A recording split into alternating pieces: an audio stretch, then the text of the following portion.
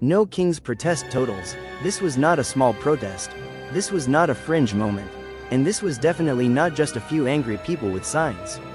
The No Kings movement has exploded into one of the biggest protest waves in modern American history, and the numbers are massive. In June 2025, more than 5 million people showed up across 2,100 plus events. By October 18, 2025, that number grew to more than 7 million across 2,700 plus events. And on March 28, 2026, the latest wave brought out at least 8 million people, with some organizer estimates pushing that number as high as 9 million, across roughly 3,100 to 3,300 events. So when you add it all up, we're looking at roughly 20 to 21 million total protest appearances across 3 major national mobilizations.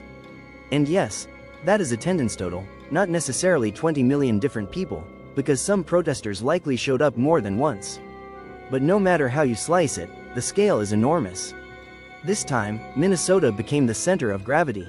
Thousands packed the Capitol lawn in St. Paul and spilled into the surrounding streets, shoulder to shoulder. Some held American flags upside down, a historic symbol of national distress. And the message from the stage was blunt. America still belongs to the people, not to authoritarian power, not to intimidation, and not to a man acting like the rules don't apply to him.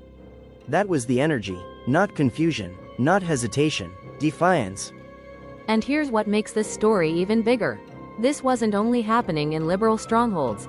Yes, crowds gathered in major places like New York City, but rallies also popped up in small towns like Driggs, Idaho, population under 2,000, in a state Trump carried by a huge margin in 2024.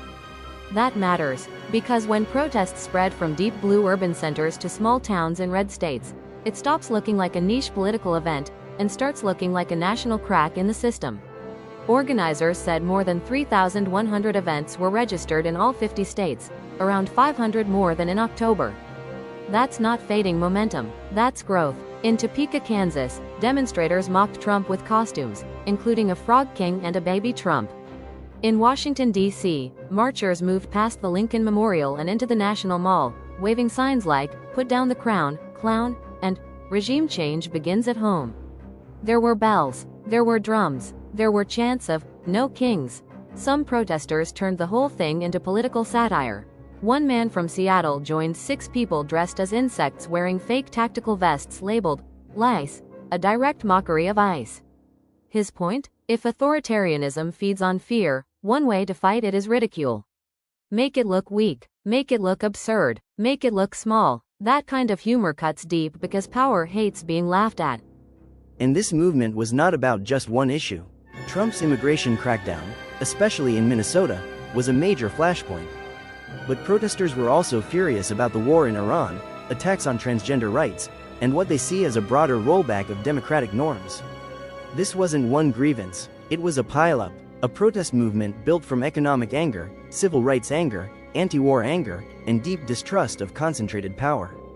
That's why these crowds were so broad. That's why they kept growing. Republican officials tried to brush the whole thing off. The White House dismissed the protests as a product of left-wing funding networks with no real public support. The National Republican Congressional Committee went even harder, painting the rallies as a platform for far-left extremism. But here's the problem with that line: when millions of people show up in thousands of locations across all 50 states, when turnout grows from 5 million to 7 million to possibly 8 or 9 million, when even conservative regions are seeing crowds, at some point, calling it fake starts sounding weaker than the protest itself. This didn't stop at the US border. Rallies were also planned in more than a dozen countries, stretching across Europe, Latin America, and Australia. In Rome, thousands marched with chants aimed at Giorgia Meloni, while also protesting Israeli and US strikes on Iran. In London, demonstrators held signs reading, "Stop the far right," and "Stand up to racism." In Paris, hundreds gathered at the Bastille, including Americans living abroad, labor unions, and human rights groups. In some constitutional monarchies, protesters even changed the slogan from "No Kings" to "No Tyrants." That tells you something important: people weren't just reacting to one politician. They were reacting to a style of power. So here's the bottom line: June 2025, over 5 million. October 2025, over 7 million. March 28, 2026, at least 8 million, maybe 9 million. That means the No Kings movement has generated roughly 20 to 21 million protest appearances across its 3 biggest national mobilizations. That is not a blip. That is not a photo op. That is not political background noise. That is a warning shot from millions of people saying they do not want strongman politics, they do not want fear running the country, and they do not want a president acting like he answers to nobody. And if those numbers keep rising, this story is nowhere near over.